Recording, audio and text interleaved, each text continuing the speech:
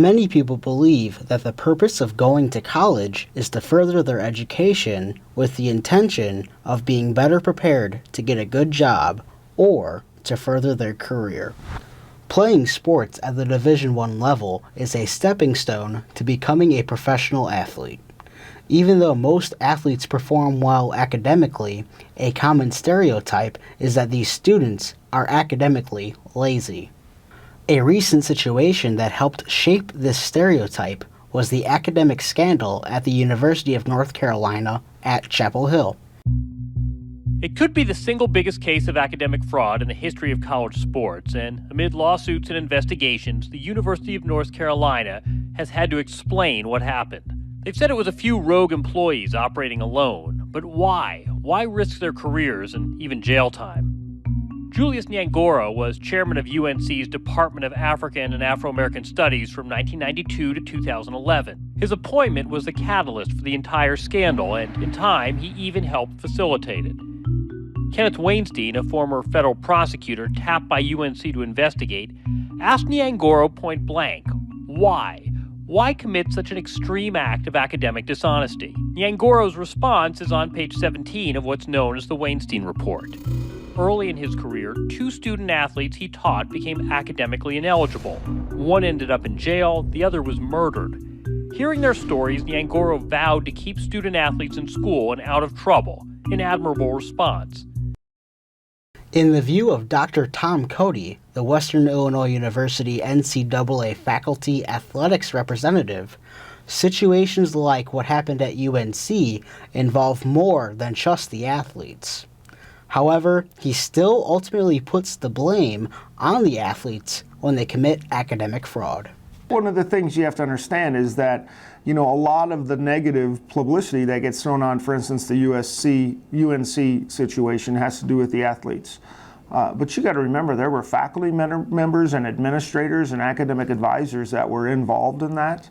Now, I blame it on the athletes that when they have an opportunity and, a shortcut is given to you, we always talk about this rule interpretation. Common sense really does come into play. If you're getting an A for not going to class, there's a problem there. Student athletes know that there's a problem there. The problem is they're not going to report that. Sophie Reichelt, a senior forward for the Western Illinois University women's basketball team, can't understand how those types of situations can happen.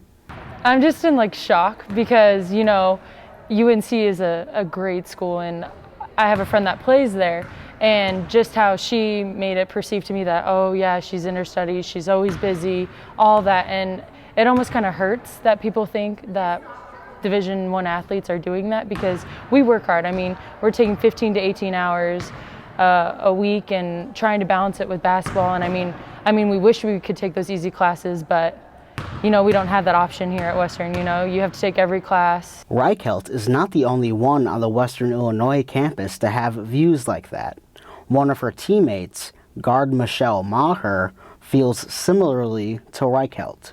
It's definitely frustrating because you think of how much work you put into your classes and how those schools and those athletes are giving athletics a bad persona. Western Illinois women's basketball head coach J.D. Gravina doesn't like how a couple of bad situations are what defines student athletes.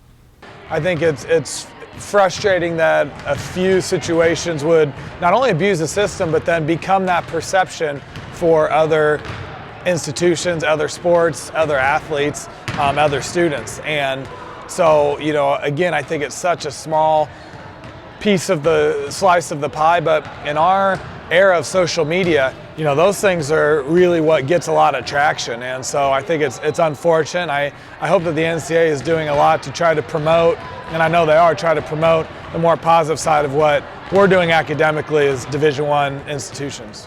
Gravina's belief that those incidents only being a small piece of the pie is a belief that is also shared by Western Illinois University Athletic Director Matt Tanney. Well, I think people sometimes tend to paint with some pretty broad strokes in terms of what Division I student athletes are. I think a lot of the times our men's basketball and football student athletes tend to get most of the attention, but people forget about the fact that there's thousands and thousands of other student athletes in sports other than football and men's basketball that put in a lot of time, effort, and energy into their respective sports and perform very well on the court and off the court. So I think while the media attention tends to be on those two sports, there's sort of a whole other side of the story that probably doesn't get reported as much as it should. Dr. Cody thinks that the reputation of Division I student athletes stems from the conferences that are seen frequently in the media. However, he also believes that there's a much wider range of student athletes than what seems to be covered by the media. Well, I think one of the issues that you have with Division I student athletes is that there's a wide range of student athletes. So what the public and media really focus on those athletes that really participate in the Big Five conferences, the ACC, the SEC, those conferences that make up the Big Five, and because that's what they see in the media all the time. And so almost everybody has an opportunity to see both the positive and negative coming out of the press that those athletes get. But really, there's many more athletes beyond that a lot of people don't know about. Mid-major schools, smaller schools in terms of that. So I think the perception is really driven by the media and what the media decides to show to the public. But that's really based on what the Big Five schools do. To put things in perspective, Dr. Cody compares the typical day-to-day life of a student athlete to someone with a part-time job in terms of how they can be perceived by other people. The big difference, though, is the expectations that are putting on the student athlete. If I'm a regular student and I'm working 3 jobs and I don't get up and go to class in the morning, nobody complains. If I'm a student athlete and I get off a road trip at 4 o'clock in the morning and miss my 8 o'clock class, somebody complains. And because they're saying that they're spoiled, they're privileged, they're skipping classes, those types of things. I think the best thing we can do is take people on road trips. If you really want to know what a student athlete is like, get on the bus and go to North Dakota State and participate in a Fargo into a North Dakota State, South Dakota State softball or volleyball or basketball weekend, spending 3-4 days on a bus trying to study why the bus is moving, study at hotels and lobbies, those types of things. Come back and still participate in practice and then all the community service that's required of student athletes. It really talks about academics, athletics, and your social life really comes last. Stereotypes aside, Matt Tanney shed some light on what it is really like to be a Division I student athlete, specifically at Western Illinois. All of our student athletes attend class on a regular basis. I mean, people miss class, our student athletes miss class now and again, just like all students miss class now and again. But our student athlete cumulative GPA was over 3.0 this past fall semester. That's the highest GPA we've had here in almost 20 years. It's the 3rd highest in the last almost 20 years. So we take academics very seriously. Relative to the general student population, student athletes tend to perform a little bit higher academically with cumulative GPAs and that type of thing. So I think the data bears that out. But no, all of our student athletes are in class with their classmates, just like every other student. Many people would not dispute that playing a sport on the college level requires considerable time management skills. But as busy as student athletes are, a lot of their success, both on the court and in the classroom, boils down to their motivation and how they manage their time. Yeah, I mean, it's very time consuming, especially with road trips and stuff. But I think when you look at basketball, you got to look at it as enjoyment. You can't look at it as like you have to go to it every single day and work hard. You got to want to. And I think that makes it a lot more fun and makes it easy on you. I mean, the truth is that we are tired a lot. I mean, I think anybody can be lazy, you know, when you have a paper due 2 or 3 pages. I mean, you know, after practice at 7 o'clock, it may not be as detailed as it would have been at 3 o'clock before practice. However, it is the unique balance that the Western Illinois women's basketball program has had that makes the program noteworthy. During their previous 2 seasons, the team would not only bring their A game to the hardwood, but they would also bring their A game to the classroom. In both of those seasons, their team would rank in the top 10 overall GPA of Division I women's basketball programs. For head coach J.D. Gravina, running a program that has accomplished what they have academically is something that he is very proud of. I think it's really rewarding for me, when it comes out that we have the 5th best or the 10th best GPA in the nation. I bring a lot of value to myself and the program I run on statistics like that, as opposed to just on the court wins and losses. And I think it helps in our community too. It helps us draw a better crowd. It helps us raise money because people know that our players are in it for the right reasons. From the player's perspective, being on a team with other players that perform well academically motivates them to do the same. Feels really great. You can kind of see all your teammates having success in the classrooms, and that makes you want to drive that much more to be successful in the classroom.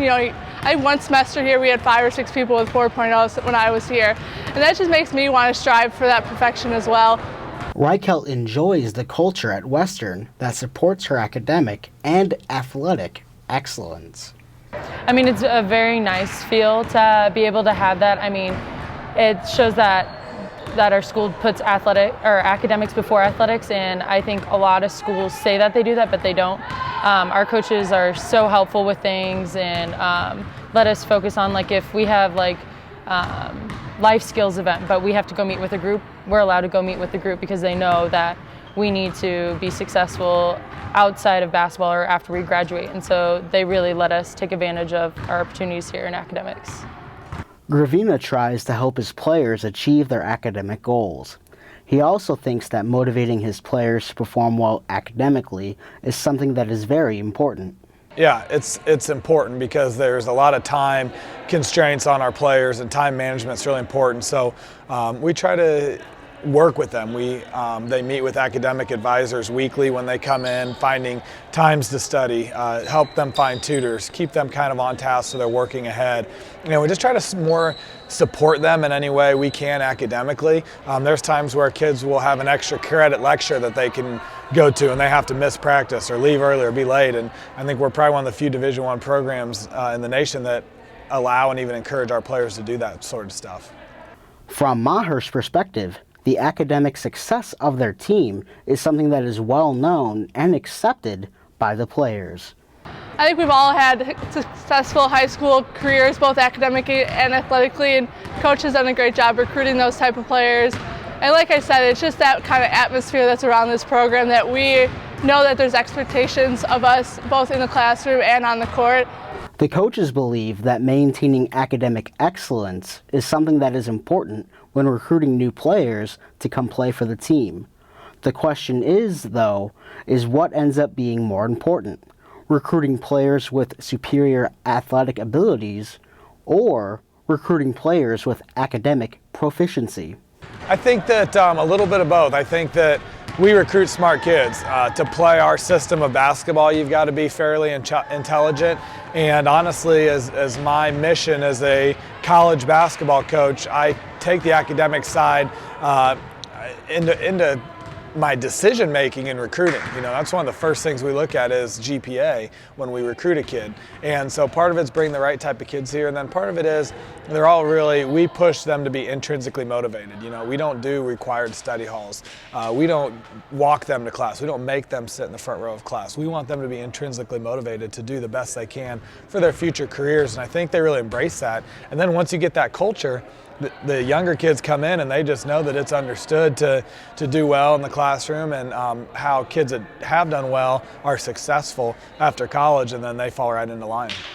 Reichelt believes that a player doesn't have to choose to be either smart academically or to be a skilled athlete. Reichelt believes that the two skills actually end up going hand in hand. I think Coach did a really good job in recruiting people that are successful in their academics as well in basketball. I think basketball is a critical sport where you have to be smart to play. You have to challenge yourself, and I think being able to play basketball help correlate into our studies. The Western Illinois women's basketball team's ability to perform well both in the classroom and on the court makes them both a unique team and a typical team at the same time. Their uniqueness stems from their ability of breaking the common stereotype of not performing well in the classroom.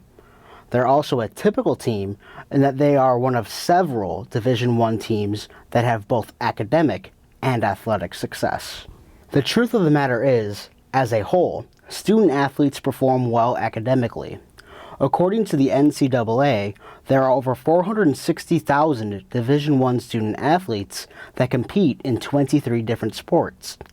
Over 80% of them will earn a bachelor's degree, and roughly 35% of them will earn a postgraduate degree.